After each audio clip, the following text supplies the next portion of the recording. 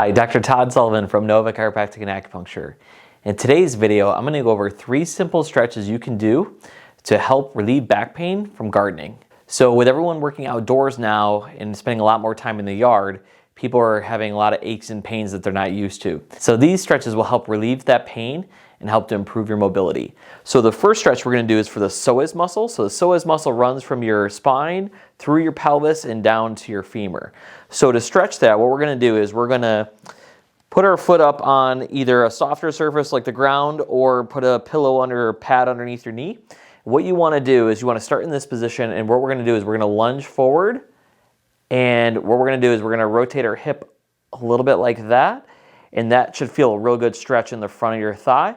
To increase the stretch, squeeze your glutes as you do it, and that will make it more of a stretch for you. The second stretch we're going to do is called the child's pose stretch. This is for your lower back and will help to stretch out the muscles in your low back.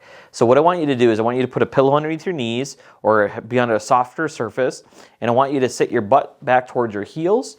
And then what I want you to do is I want you to lower your upper body down, arms straight out above, and just try to relax back into the stretch. And again, you should feel a really good stretch in your low back. And you want to hold this for 30 to 45 seconds. The third stretch we're going to do is for our quadriceps muscles in the front of our legs. So what we want to do is we want to hold on to something, stabilize ourselves, and we want to grab our ankle, and we're going to bring our heel towards our butt like that. And again, keeping your core tight through this stretch and squeezing your glutes will make that a better contraction for you. And you want to hold that for 30 to 45 seconds.